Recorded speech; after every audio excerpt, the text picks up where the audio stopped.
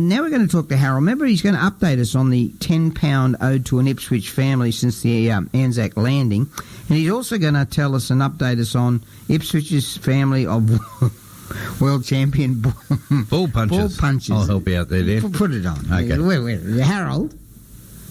Yeah, good morning, Danny. Are you up on a hill near somewhere you can put your arms underneath like wings and go, ark, ark, ark?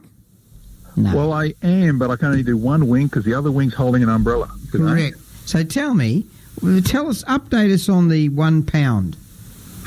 Yeah, look, a number of people have contacted me, and that's just one of the updates that I've got. Now, first of all, it's Alex from the Queensland Museum. He got back to me about the exhibition that's currently in the Anzac Legacy Gallery there. Right. The gallery has Mephisto, which is the only surviving German tank of its kind left from the First World War. Correct. It also has a number of personal relics, including a military cap and war medals belonging to a Captain Percy Adset. Wow. Now, he served at Gallipoli before he was wounded at Pozieres in 1916. But you, Danny, might remember Percy as the man who never passed on the £10 to an Ipswich widow after her husband was killed in the Anzac landing in 1915. The bludger. There, the widow, Lucy Roberts, tried everything to get her £10 from him, which was given to him by her late husband, and Percy was supposed to forward it on to her. She even wrote to the Federal Minister of Defence and still couldn't get it. And now, Percy has become a celebrity with his war relics on show at the Queensland Museum. And his grandson was even interviewed by the ABC radio when the exhibition opened. But there was no mention of the £10 owed to Lucy in Ipswich, which means, Danny, West Bremer Radio definitely got the scoop ahead of the ABC on that one. We do it all the time, but good on you there, Harold. Now, what about the ball punchers? Yeah, that's right. Ipswich's family of world champion ball punchers that I told you about just a couple of weeks ago. Now, just to clarify, ball punching is boxing with a speedball. Now, Phil Jackson contacted me. He's one of the founders of Ipswich Basketball. Right. Phil told me that in 1955 he was at the Ipswich Trades Hall to see Ron Ranulph break the world ball punching record. Now, Ranulph was supposed to break the record at about 11 p.m. But because a new mark was established in Brisbane that night, he had to keep going until about 2 o'clock in the morning to finally set the new record. Ranulph punched continuously for 131 hours and 20 minutes. That's almost 5.5 days of boxing. Now, Phil did stay to the end to see it, Yes. but of course he was only about 14 years old at the time, which meant he had to sneak in when he got home. But Danny, Mum's there waiting. Where have you been? I've been at ball punching.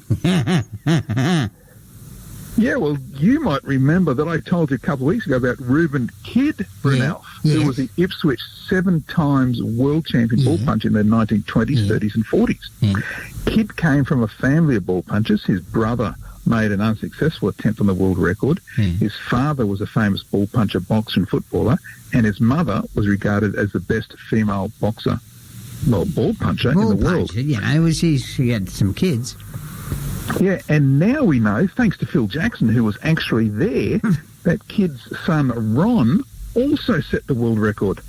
That means Ipswich can boast at least 3 generations of champion ball punchers from the one family. Wow, that is an honour. And actually, it's an honour for the family and for Ipswich. And by the way, the boxer who set the record in Brisbane that forced Ron to keep going until 2 a.m., he was in fact the trainer who had tickled the hands of Ron's father in preparation for a world record in 1941. That's right, they used to pickle their hands. That's right. But look, what a family the Ranulphs were. All of them, all-time great ball punchers. And, Danny, we should thank our listeners, Alex from the Queensland Museum and Phil Jackson from Ipswich, for sending in that information. It's great to hear that more history behind these amazing stories. Isn't it amazing how many people are listening? You don't know who's listening, but what a great story. I think at the time we were worried we'd love to know where the trophies were. They were magnificent trophies, I think, were in the photographs. Yeah, that's right. The World Championship belts for the kid Ranulph. Yeah, look, any more listeners, keep the information coming in. Get on there, historyouthere.com, and start off your little post by going, hark, hark, hark. Harold the H, ark, peacock.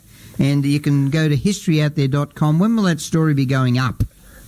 Yeah, first thing tomorrow morning, and some more photos too that you can see from both those, the 5 pound or the 10 pound story and the bull punches. More photos, more original stuff. We want to find those belts. We want to see them. We want to bring them into the studio. And Harold, it's always a pleasure. You are entertaining and you are informative, and nobody could call you a flaming idiot like they called me. I don't know. So some people do, Danny, but that's right. We'll fight through it. Historyouthere.com. You're on West Bremer Radio. The time is 8:19.